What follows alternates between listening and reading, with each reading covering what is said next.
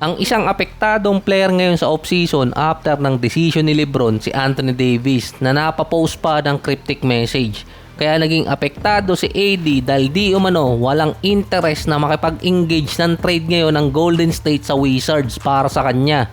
Dahil kung napunta nga sa Golden State si Lebron, makikipag-engage ang Golden State dito sa Wizards na magkaroon ng trade. Pero isa ang hinahabol ni Anthony Davis dun, yung contract extension. Na dahil hindi nangyari yung iniisip ni AD, walang option ngayon si Anthony Davis na posibleng matrade siya kaya damay ang contract extension. Hindi siya makakapag-demand ng malaking contract. Ang Wizards naman willing magbigay ng extension pero hindi yung max contract na hinihingi ni AD. Ang gusto di umano ng Wizards, mahabang taon pa rin na kontrata pero mas mababa sa 275 million na 35% na expected ni AD. Ayaw din siyang bitawan ng Wizards para i-trade sa ibang team. Ayaw din mag-commit ng Wizards ng malaking kontrata kay Anthony Davis dahil laging injury. Ngayon mag-iintay si Anthony Davis ng ibang team na gustong makipag-trade sa kanya para makahingi pa rin siya ng contract extension. Kaya so far, ang magagawa lang ni AD mag-intay muna until August 6 or hanggang simula ng regular season kung meron team ang magkaka-interest sa kanya. Dahil mukhang gagalaw na rin yung iba mga teams para makakuha pa ng mga available na free agent ngayon. Si KCP, dating teammate ni Lebron and the AD, nasa process ng buyout. Expected siya yung player na susunod ng Sixers. Parang isang buwan na din ang buyout na to na pinag-uusapan sa Memphis, hindi pa rin natutuloy. Parang si D'Lo magpapa-buyout din. So tapos na yung kay Lebron pero may susunod pa sa kanya, si Kawhi Leonard. Parang nakatunog itong si Kume. Tapos na kasi ang investigation kay Kawhi at base nga doon, ilalabas na anumang araw yung magiging penalty. Pero hindi pala ganun ang magiging process nun. Base kasi sa report, kahit tapos na ang investigation, idadaan pa sa trial si Steve Ballmer at ang Clippers. Kasama din si Kawhi, kaya matatagalan pa di umano ang posible maging decision. Ang Raptors hindi pa ulit nakakapag-sign ng player bukod kay Kyle Lowry na one-day contract lang. Pwede pang umabot di umano ng August or kaya magkulang pa sa oras ang Raptors para makakuha ng player. Pwede pa rin naman silang mag-sign ng minimum contract hanggat hindi pa lumalabas yung penalty or decision kay Kawhi dahil hold pa rin ang trade ni Kawhi sa Raptors. Yung ibang mga teams dito sa East nagpapalakas na. Si Draymond Green mukhang babalik din ng Warriors, wala di umanong interest na sundan si Lebron sa Philadelphia.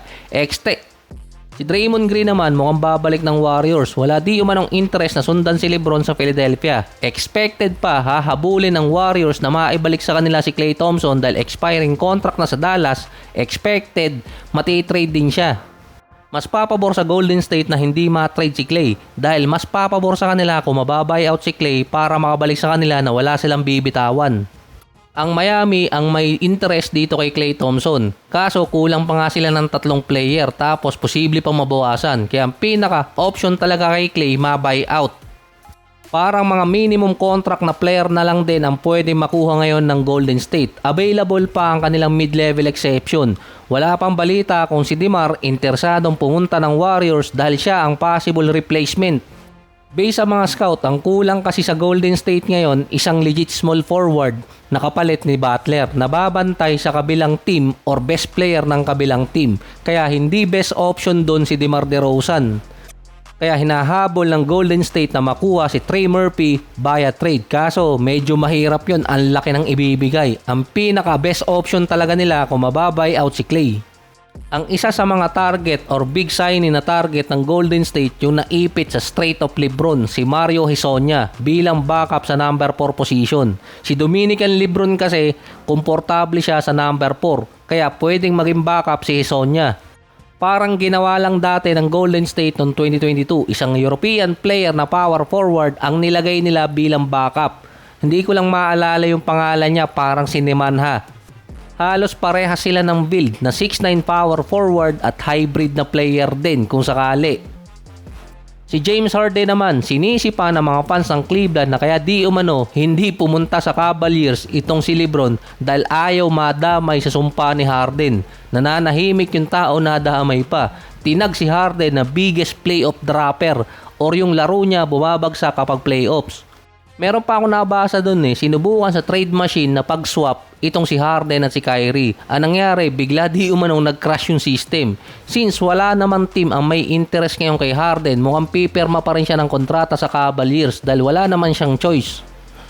Kasunod nun, si Kuminga kinukulit pa rin di umano ng Lakers para mag-sign sa kanila. Pero ngayon, ang Cavaliers at si Kuminga meron na di umanong mutual agreement or interest dahil yon kay Coach Kenny Atkinson.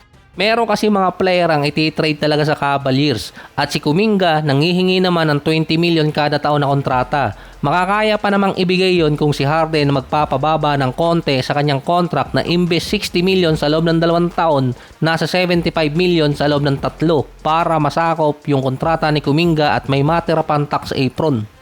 Si Russell Westbrook naman yung isa sa mga player na pwedeng isay ng Miami sa minimum contract. Nag-iintay pa rin siya ng team. Hindi pa naman siya nagre-retire or walang balak pang mag-retire. Ang problema lang ni Westbrook, tinitira siya patalikod ng ibang mga head coach. May isang malapit na coach dito kay Eric Spoelstra ang sinabihan siyang wag isasign si Westbrook or lumayo dito kay Westbrook dahil hindi maganda sa flow ng team. Kaso ang magiging decision pa rin or final decision si Pat Riley kung gusto niyang kunin si Russell Westbrook.